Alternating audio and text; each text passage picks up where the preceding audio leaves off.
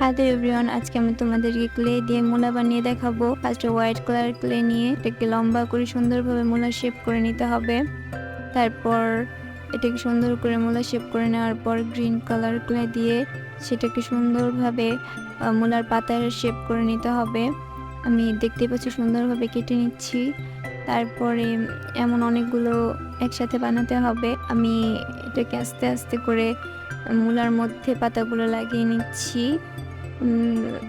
মূলা যদিও আমার খেতে ভালো লাগে না, তারপরও এটা খুব সুন্দর হয়েছে। ছোট ছোট জিনিস খুব ভালো লাগে। এখন আমি সেম প্রসেসে আরেকটা বানাচ্ছি।